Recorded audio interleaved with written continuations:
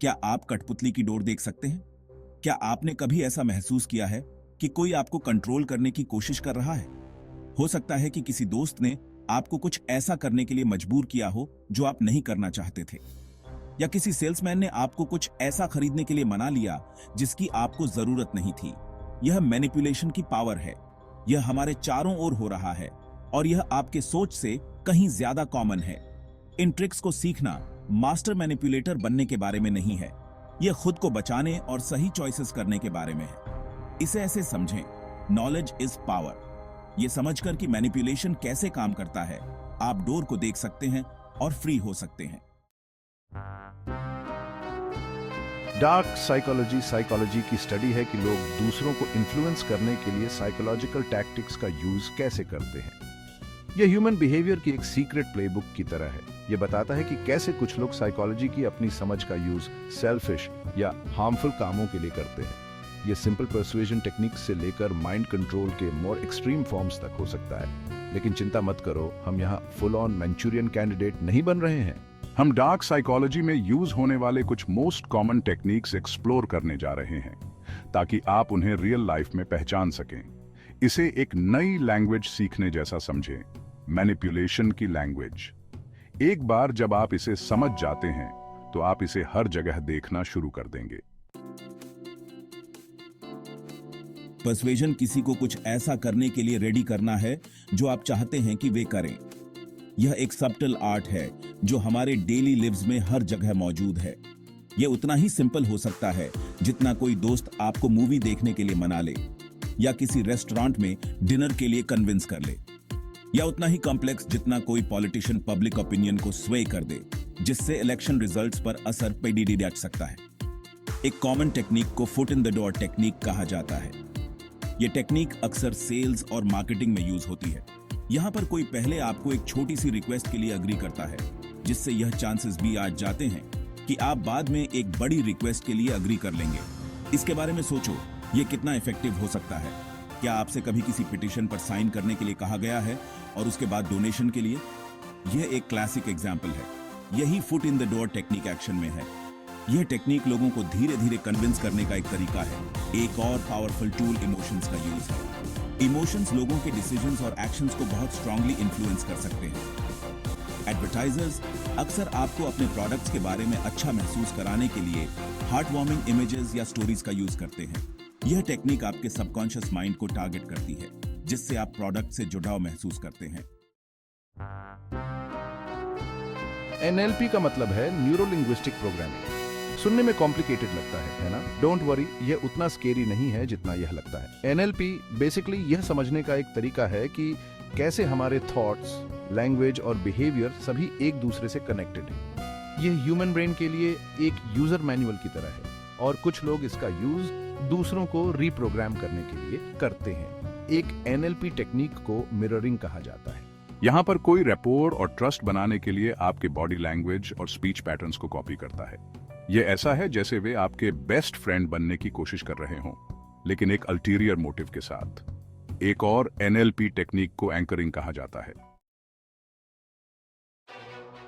Section 5, Mind Control, Fact or Fiction. This is a question that has intrigued and puzzled many for decades.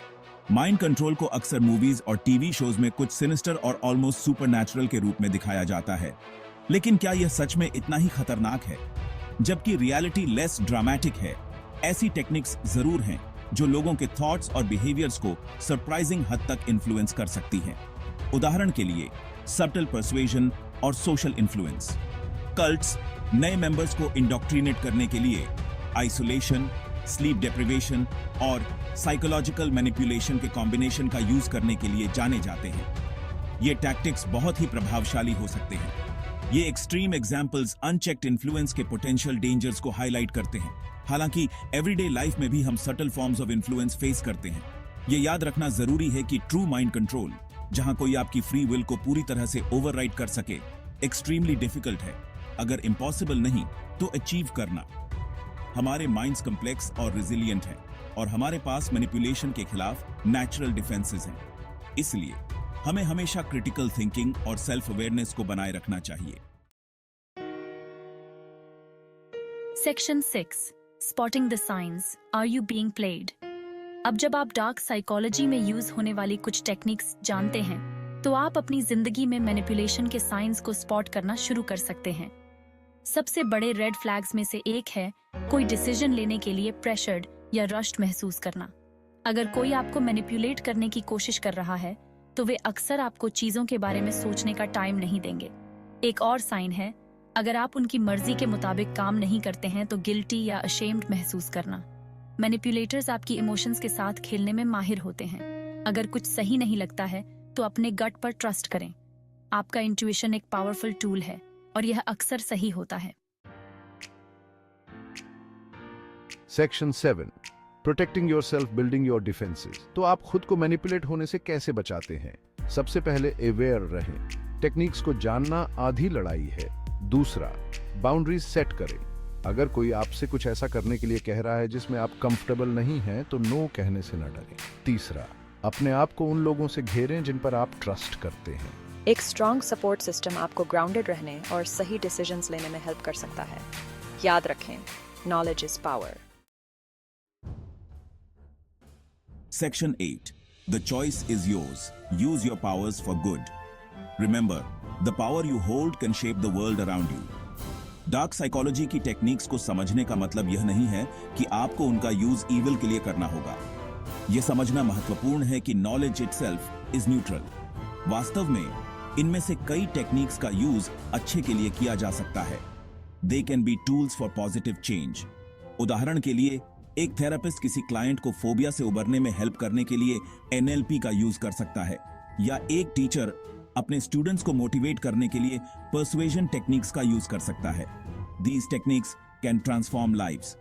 की है इन techniques का use ethically और responsibly करना। It's about making choices that benefit others. तो अगली बार जब आप किसी को दूसरों को इन्फ्लुएंस करने की कोशिश करते हुए देखें, तो खुद से पूछें, क्या वे अपनी शक्तियों का उपयोग अच्छे के लिए कर रहे हैं या ईविल के लिए? चुनाव आपका है। Your decision can make a difference. आप अपने नॉलेज का क्या करेंगे? Will you use it to uplift and inspire और to manipulate and control? The choice is in your hands.